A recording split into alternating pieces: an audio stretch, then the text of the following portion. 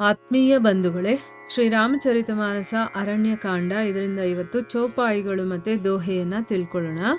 ಅವಗುಣ ಮೂಲ ಸೂಲ ಪ್ರದ ಪ್ರಮದಾ ಸಬ ದುಃಖ ಖಾನಿ ತಾತೆ कीन्ह निवारण मुनि मैं यह जिय जानी सुनी रघुपति के बचन सुहाये मुनि तन पुलक नयन भरी आये कहूँ कवन प्रभु कै असी रीति सेवक पर ममता अरु प्रीति जे न भजहि अस प्रभु भ्रम त्यागी ज्ञान रंक नर मंद अभागी पुनि सादर बोले मुनि नारद सुनहु राम विज्ञान बिसारद संतन के लक्षण रघुबीरा कहहु नाथ भव भंजन भीरा सुनु मुनि संतन के गुण कहूँ जिन्हते मैं उन्ह के बस रहूँ शठ विकार जित अनघ अकामा अचल अकिंचन सुचि सुख धामा अमित बोध अनीह मित भोगी सत्य सार कवि कोबिद जोगी सावधान मानद मदहीನ ಧೀರ್ ಧರ್ಮ ಗತಿ ಪರಮ ಪ್ರವೀಣ. ಇವು ಚೌಪಾಯಿಗಳು ಮತ್ತೆ ದೋಹೆ. ಈಗ ಇದರ ಅರ್ಥವನ್ನ ತಿಳ್ಕೊಳ್ಳೋದಕ್ಕೆ ಪ್ರಯತ್ನ ಮಾಡೋಣ. ಇಲ್ಲಿ ತುಳಸಿದಾಸರು ಹೇಳ್ತಾರೆ, ನಾರದರು ಕೇಳಿದಂತಹ ಪ್ರಶ್ನೆಗೆ ರಾಮ ಉತ್ತರಿಸ್ತಾ ಇದ್ದಾನೆ. ಹೆಣ್ಣು ಪಾಪಗಳು ಅನ್ನುವಂತಹ ಗೂಬೆಗಳಿಗೆ ಕಗ್ಗತ್ತಲ ಇರಳು ಅಂತಂದ್ರೆ ಹೆಣ್ಣು ಒಂದು ಕತ್ತಲಿನ ಹಾಗೆ ಪಾಪಗಳನ್ನ ಇಲ್ಲಿ ಗೂಬೆಗೆ ಹೋಲಿಸ್ತಾ ಇದ್ದಾರೆ. ಗೂಬೆಗಳು ಎಲ್ಲಿರುತ್ತೆ? ಕಗ್ಗತ್ತಲಲ್ಲಿ ಇರುತ್ತೆ. ಅದಕ್ಕೆ ಅದಿಷ್ಟ ಅಲ್ವಾ? ಅದೇ ರೀತಿ ಪಾಪಗಳು ಅನ್ನೋದು ಹೆಣ್ಣಲ್ಲಿರುತ್ತೆ. ಬುದ್ಧಿ, ಜಲ, ಶೀಲ, ಸತ್ಯ ಇವು ಮೀನುಗಳ ಹಾಗೆ, ಇವುಗಳನ್ನ ಸಿಕ್ಕಾಕ್ಸಿ ನಾಶ ಮಾಡುವಂತ ಗಾಳದ ಹಾಗೆ ಹೆಣ್ಣು ಅಂತ ಬುದ್ಧಿವಂತರು ಹೇಳ್ತಾರೆ ಅಂತ ಅಂದ್ಬಿಟ್ಟು ಹೇಳಿದ್ದಾರೆ. ಅಂದ್ರೆ ಈಗ ಬುದ್ಧಿ, ನಮ್ಮ ಬಲ ಇರುತ್ತಲ್ಲ, ಅದು ಶೀಲ, ಸತ್ಯ ಇದೆಲ್ಲ ಏನು ಅಂತಂದ್ರೆ ಮೀನುಗಳ ಹಾಗೆ. ಇದನ್ನೆಲ್ಲ ಹಿಡಿಬೇಕು ಅಂತಂದ್ರೆ ಹೆಣ್ಣು ಅನ್ನೋಳು ಗಾಳದ ಹಾಗೆ.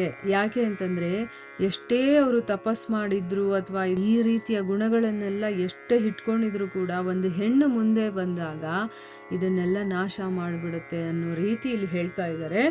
ಮೀನುಗಳನ್ನು ಹಿಡಿಯೋದಕ್ಕೆ ಏನು ಮಾಡ್ತಾರೆ? ಮೀನು ಹಿಡಿಯೋ ಕಡ್ಡಿ ಇರುತ್ತಲ್ಲ, ಅದರ ಒಂದು ತುದಿಗೆ ಒಂದು ಮಾಂಸದ ತುಂಡು ಅಥವಾ ಏನೋ ಒಂದು ಆ ಮೀನು ತಿನ್ನುವಂಥ ವಸ್ತುಗಳನ್ನಲ್ಲಿ ಸಿಕ್ಕಾಕಿರ್ತಾರೆ. ಆ ಮೀನು ಏನು ಮಾಡುತ್ತೆ? ಅದನ್ನು ತಿನ್ನೋಕೆ ಬಂದಾಗ ಆ ಗಾಳಕ್ಕೆ ಅದು ಸಿಕ್ಕಾಕೊಂಡ್ಬಿಡುತ್ತಲ್ವ. ಅದೇ ರೀತಿ ಎಷ್ಟೇ ಬುದ್ಧಿ, ಬಲ, ಶೀಲ, ಸತ್ಯ ಇದೆಲ್ಲ ಮೀನುಗಳ ಹಾಗಿದ್ರೂ ಕೂಡ ಈ ಹೆಣ್ಣು ಅನ್ನುವಂಥ ಗಾಳಕ್ಕೆ ಅವು ಸಿಕ್ಕಾಕೊಂಡ್ಬಿಡ್ತಾರೆ ಅಂತ ಬುದ್ಧಿವಂತರು ಹೇಳ್ತಾರೆ. ಯುವತಿಯಾದಂತಹ ಸ್ತ್ರೀ ಎಲ್ಲ ದೋಷಗಳಿಗೆ ಮೂಲ, ಶೂಲಪ್ರದವಾಗಿರುವಂಥದ್ದು ಮತ್ತು ಎಲ್ಲ ರೀತಿಯ ದುಃಖದ ಗಣಿಯಾಗಿರ್ತಾಳವಳು. ಅದಕ್ಕೋಸ್ಕರನೇ ಮುನೀಶ್ವರಿರ ಇವೆಲ್ಲವನ್ನ ನಾನು ಯೋಚನೆ ಮಾಡಿ ನಿಮಗೆ ಮದುವೆ ಆಗೋದಕ್ಕೆ ಬಿಡಲಿಲ್ಲ ಅಂತ ಹೇಳ್ತಾನೆ. ಅಂದರೆ ಭಗವಂತ ತನ್ನ ಭಕ್ತನಿಗೆ ಯಾವುದು ಒಳಿತು ಅಂತ ಅವನು ಗೊತ್ತಿರುತ್ತೆ. ಈಗ ನಾರದರು ಬ್ರಹ್ಮಚಾರಿಗಳು, ಅವ್ರಿಗೆ ಯಾಕೆ ಮದುವೆ ಆಗಬೇಕು? ಅವ್ರು ನೆಮ್ಮದಿಯಾಗಿದ್ದಾರೆ ಮತ್ತು ಅವ್ರಿಗೆ ಯಾವುದೇ ರೀತಿಯ ತೊಂದರೆಗಳಿಲ್ಲ, ನನ್ನ ಭಕ್ತಿಯಲ್ಲಿದ್ದಾರೆ, ಅವ್ರು ಹಾಗೆ ಮುಂದುವರಿಬೇಕು, ಇದೇ ಅವರಿಗೆ ಒಳಿತು ಅಂತ ಭಗವಂತ ಯೋಚನೆ ಮಾಡಿ ಅವರಿಗೆ ಮದುವೆ ಆಗೋದಕ್ಕೆ ಬಿಡಲಿಲ್ಲ ಅನ್ನೋ ರೀತಿಯಲ್ಲಿ ಹೇಳ್ತಾ ಇದ್ದಾನೆ. ಶ್ರೀರಾಮಚಂದ್ರನ ಮನೋಹಾರಿಯಾದಂತಹ ವಚನಗಳನ್ನು ಕೇಳಿ, ಅಂದರೆ ಈಗ ರಾಮ ಮಾತಾಡ್ತಾ ಇರೋದನ್ನ ಕೇಳಿ ಅದು ಹೇಗಿದೆ ಅವನ ಮಾತುಗಳು ಅಂತಂದರೆ ಮನಸ್ಸನ್ನು ಹರಣ ಮಾಡುವಂಥದ್ದು, ಅಂದರೆ ಮನಸ್ಸಿಗೆ ಮುದ ಕೊಡುತ್ತೆ. ಮತ್ತು ನನ್ನ ಮನಸ್ಸನ್ನೇ ಹರಣ ಮಾಡುವಂಥ ವಚನಗಳನ್ನು ಕೇಳಿ ಆ ನಾರದ ಮುನಿಗಳಿಗೆ ಶರೀರವೆಲ್ಲ ಪುಳಕಿತವಾಗುತ್ತೆ. ಅವರ ಕಣ್ಣುಗಳಲ್ಲಿ ಪ್ರೇಮಾಶ್ರುಗಳು ತುಂಬು ಹರಿಯತ್ತೆ. ಅವರು ಮನಸ್ಸಲ್ಲೇ ಅಂದ್ಕೊಳ್ತಾರೆ, ಇಂಥ ಪ್ರಭುವನ್ನು ನಾನು ಎಲ್ಲೂ ಕಾಣೆ. ಬೇರೆ ಯಾವ ಪ್ರಭುವಿಗೆ ತನ್ನ ಸೇವಕರ ಮೇಲೆ ಇಷ್ಟೊಂದು ಪ್ರೀತಿ ಮಮತೆ ಇರುತ್ತೆ? ಸಾಂಸಾರಿಕ ಭ್ರಮೆಗೆ ಗುರಿಯಾದ ಇಂತಹ ಪ್ರಭುವನ್ನು ಭಜಿಸದೇ ಇರುವ ಜನರು ಜ್ಞಾನ ದರಿದ್ರರು. ಅಂದರೆ ಅವ್ರಿಗೆ ಜ್ಞಾನನೇ ಇಲ್ಲ, ಸಂಸಾರದ ಭ್ರಮೆನಲ್ಲೇ ಮುಳುಗಿರ್ತಾರೆ ಹೊರತು ಆ ಭಗವಂತನನ್ನು ಸ್ಮರಣೆನೇ ಮಾಡೋದಿಲ್ವಲ್ಲ. ಯಾಕೆ ಅಂತಂದರೆ ಅವರಲ್ಲಿ ಜ್ಞಾನ ಇಲ್ಲ. ಜ್ಞಾನ ದರಿದ್ರರು ಅಂತ ಹೇಳಿದ್ದಾರೆ ನೋಡಿ. ಬೇಕಾದರೆ ನೀವು ಎಲ್ಲಾದರೂ ದೇವಸ್ಥಾನಗಳಿಗೆ ಹೋಗಿ ಅಲ್ಲಿ ಎಷ್ಟೋ ಜನ ಸೇರಿರ್ತಾರೆ. ಒಂದೆರಡು ಭಗವದ್ಗೀತೆನೋ ರಾಮಾಯಣನೋ ಅದ್ರ ಬಗ್ಗೆ ಹೇಳ್ತೀವಿ, ಒಂದೆರಡು ಜ್ಞಾನವನ್ನು ತಿಳ್ಕೊಳ್ಳಿ ಅಂತ ಹೇಳಿ ಒಬ್ಬರೂ ಬರೋದಕ್ಕೆ ತಯಾರಾಗಿರೋದಿಲ್ಲ. ಅಂದರೆ ಜ್ಞಾನ ತಿಳ್ಕೊಳ್ಳೋದಕ್ಕೆ ಒಬ್ರಿಗೂ ಆಸಕ್ತಿ ಇರೋದಿಲ್ಲ. ಆದರೆ ದೇವಸ್ಥಾನದಲ್ಲಿ ಬೇಕಾದರೆ ಗಂಟೆಗಟ್ಟಲೆ ಎಷ್ಟು ಬೇಕಾದ್ರೂ ಸಮಯ ಕಳೀತಾರೆ. 1-2 ನಿಮಿಷ ಕೇಳಿ ಅಂದರೆ ಕೇಳೋದಿಲ್ಲ. ಇದೆಲ್ಲ ಯಾಕೆ ತಿಳ್ಕೋಬೇಕು ಅಂತಂದರೆ, ಯಾವುದು ಸರಿ ಯಾವುದು ತಪ್ಪು, ನಾವು ಏನು ಮಾಡ್ತಾ ಇದೀವೋ ಅದು ಸರಿಯಾಗಿದೆಯೋ ಇಲ್ವೋ ಅಂತ ನಮಗೆ ಗೊತ್ತಾಗೋದು ಹೇಗೆ? ಜ್ಞಾನದ ಮೂಲಕನೇ ಅಲ್ವಾ? ಅದಕ್ಕೆ ಇಲ್ಲಿ ಹೇಳ್ತಾ ಇದ್ದಾರೆ, ಸಂಸಾರದ ಭ್ರಮೆಗೆ ಒಳಗಾಗಿದ್ದಾರೆ ಹೊರತು ಭಗವಂತನ ವಿಷಯ ಕೇಳಿ ಅಂದರೆ ಕೇಳಲ್ಲ. ಜ್ಞಾನ ದರಿದ್ರರು ಅವರು, ಮಂದಮತಿಗಳು, ನಿರ್ಭಾಗ್ಯರು. ಭಾಗ್ಯ ಇದ್ದರೆ ಅಲ್ವಾ ನಮಗೆ ಸಿಗುತ್ತೆ. ಈಗ ನಾವು ರಾಮಚರಿತ ಮಾನಸವನ್ನು ಮುಕ್ಕಾಲು ಭಾಗ ಕಂಪ್ಲೀಟ್ ಮಾಡಿಬಿಟ್ಟಿದ್ದೀವಿ ನಾವು. ಇದು ಶುರು ಮಾಡಿದಾಗ ನಿಜವಾಗ್ಲೂ ನಾವು ಮಾಡ್ತೀವೋ ಇಲ್ವೋ ಅನಿಸ್ಬಿಟ್ಟಿತ್ತು ಅಲ್ವಾ? ಈಗ ನೋಡಿ, ಮುಕ್ಕಾಲು ಭಾಗ ಮುಗ್ದೇ ಹೋಯಿತು. ಅಂದರೆ ನಾವು ಆ ಭಾಗ್ಯವನ್ನು ಪಡೆದಿದ್ದೀವಿ. ಭಗವಂತ ನಮಗೆ ಅದನ್ನು ಕೊಟ್ಟಿದ್ದಾನೆ, ಅದರಿಂದ ಕೇಳ್ತಾ ಇದ್ದೀವಿ. ಇಲ್ಲಾಂದರೆ ನಾವು ಎಲ್ಲಿಂದ ಕೇಳೋಕ್ಕಾಗ್ತಾಯಿತ್ತು? ಸೊ ಯಾರು ಭಗವಂತನನ್ನು ಭಜಿಸೋದಿಲ್ವೋ ಅವರು ಜ್ಞಾನದರಿದ್ರರು, ಮಂದಮತಿಗಳು, ನಿರ್ಭಾಗ್ಯರು ಕೂಡ ಆಗಿದ್ದಾರೆ ಅಂತಂದ್ಬಿಟ್ಟು ಹೇಳ್ತಾರೆ. ಆಮೇಲೆ ನಾರದ ಮಹರ್ಷಿಗಳು ಗೌರವದಿಂದ ಹೇಳ್ತಾರೆ, ಏ ವಿಜ್ಞಾನ ವಿಶಾರದನೆ ಶ್ರೀರಾಮ ರಘುವೀರ ಎಲೆ ಭಯವನ್ನು ಹೋಗಲಾಡಿಸುವಂಥವನು. ಭಯ ಅಂತಂದರೆ ಏನು? ಈ ಭವ ಅನ್ನುವಂಥ ಸಾಗರ ಇದು. ಇದರ ಒಂದು ಭಯ ಇದೆಯಲ್ಲ, ಅದರಿಂದ ನಮ್ಮನ್ನು ಹೊರಗಡೆ ತರುವಂಥವನು. ಸ್ವಾಮಿ ದಯಮಾಡಿ ನನಗೆ ಸಂತರ ಲಕ್ಷಣಗಳನ್ನು ತಿಳಿಸಿ ಅಂತ ಕೇಳ್ತಾನೆ. ಸಂತರು ಹೇಗಿರ್ತಾರೆ, ಏನು ಅವರ ಲಕ್ಷಣಗಳನ್ನು ನನಗೆ ತಿಳಿಸು ಅಂತ ಹೇಳಿದಾಗ ಶ್ರೀರಾಮ ಹೇಳ್ತಾನೆ, ಮುನೀಶ್ವರರೇ, ಯಾವ ಕಾರಣದಿಂದ ನಾನು ಸಂತರ ವಶದಲ್ಲಿರ್ತೀನೋ ಅಂಥವರ ಗುಣಗಳನ್ನು ಹೇಳ್ತೇನೆ ಕೇಳು. ಅಂದರೆ ಈಗ ಸಂತರು ಅಂತ ಯಾರನ್ನು ಕರೀತಾರೆ? ಭಗವಂತ ಸಂತರ ಹಿಂದೆನೇ ಇರ್ತಾನೆ. ಅವರು ಹೇಗೆ ಹೇಳ್ತಾರೋ ಹಾಗೆ ಕೇಳ್ಕೊಂಡಿರ್ತಾನೆ. ಅಂಥ ಒಂದು ಸಂತರ ಗುಣಗಳು ನನಗೆ ತುಂಬ ಇಷ್ಟ. ಆ ಗುಣಗಳು ಏನು ಅನ್ನೋದನ್ನು ನಾನು ಹೇಳ್ತೀನಿ. ಆ ಸಂತರು ಹರಿಷಡ್ ವರ್ಗಗಳನ್ನು ಗೆದ್ದಿರ್ತಾರೆ. ನೋಡಿ, ಭಗವಂತನಿಗೆ ತುಂಬ ಪ್ರೀತಿ ಪಾತ್ರರು ಯಾರು ಅಂತಂದರೆ ಸಂತರು. ಅವರು ಯಾಕೆ ಪ್ರೀತಿ ಪಾತ್ರರಾಗಿರ್ತಾರೆ ಅಂತಂದರೆ, ಈಗ ಮುಂದೆ ಹೇಳುವಂಥ ಗುಣಗಳೆಲ್ಲ ಅವರು ಹೊಂದಿರ್ತಾರೆ. ಅದರಲ್ಲಿ ಮೊದಲನೇದೇ ಹರಿಷಡ್ ವರ್ಗಗಳನ್ನು ಗೆದ್ದಿರ್ತಾರೆ.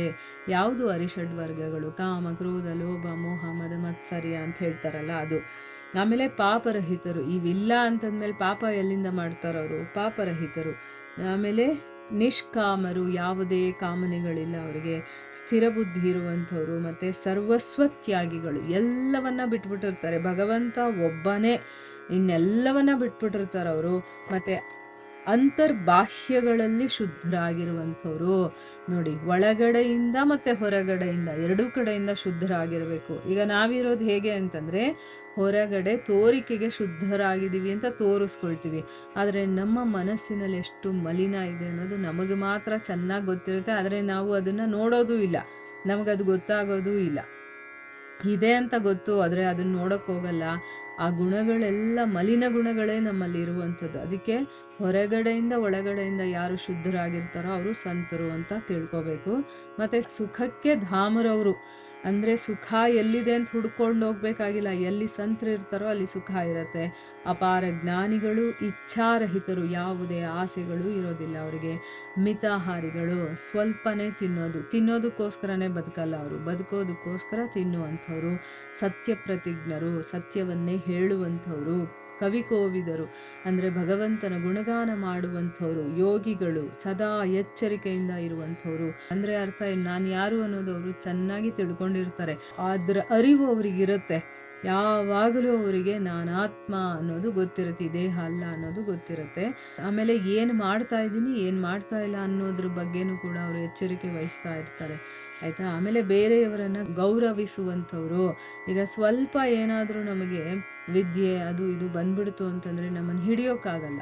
ಆಯಿತಾ? ಬೇರೆಯವರನ್ನು ನಿಕೃಷ್ಟವಾಗಿ ಕಾಣ್ತೀವಿ. ಒಂದು ಪದವಿ ಬಂದುಬಿಡಲಿ, ಬೇರೆಯವ್ರನ್ನ ತುಚ್ಛವಾಗಿ ಕಾಣ್ತೀವಿ. ಒಂದು ಐಶ್ವರ್ಯ ಬಂದುಬಿಡಲಿ, ಬೇರೆಯವ್ರನ್ನ ತುಚ್ಛವಾಗಿ ಕಾಣ್ತೀವಿ. ಆ ರೀತಿ ಅಲ್ಲ, ಅವರು ಎಲ್ಲರನ್ನೂ ಕೂಡ ಗೌರವಿಸ್ತಾರೆ. ಮತ್ತು ಅಭಿಮಾನರಹಿತರು, ಅವರಲ್ಲಿ ಅಹಂಕಾರ ಅನ್ನೋದು ಇರೋದಿಲ್ಲ. ಧೈರ್ಯವಂತರು, ತಾಳ್ಮೆ ಇರುವಂಥವರು, ಧರ್ಮ ಮಾರ್ಗಾಚರಣ ಕುಶಲರು ಕೂಡ ಆಗಿದ್ದಾರೆ. ಅಂದರೆ ಧರ್ಮ ಮಾರ್ಗದಲ್ಲಿ ನಡೆಯೋದ್ರಲ್ಲಿ ಎತ್ತಿದ ಕೈ ಅವರು. ಆಯಿತಾ? ಅವರು ಧರ್ಮವನ್ನು ಬಿಟ್ಟು ಆ ಕಡೆ ಈ ಕಡೆ ಅಲುಗಾಡೋದಿಲ್ಲ. ಅವರು ಧರ್ಮದಲ್ಲೇ ನಡೆಯುವಂಥವ್ರು. ಇದೆಲ್ಲವೂ ಕೂಡ ಸಂತರ ಗುಣಗಳು. ಮುಂದುವರೆದು ಇನ್ನು ರಾಮ ಏನು ಹೇಳ್ತಾನೆ ಅನ್ನೋದನ್ನು ನಾವು ಮುಂದಿನ ಭಾಗದಲ್ಲಿ ತಿಳ್ಕೊಳ್ಳೋಣ. ಹರೇ ಕೃಷ್ಣ.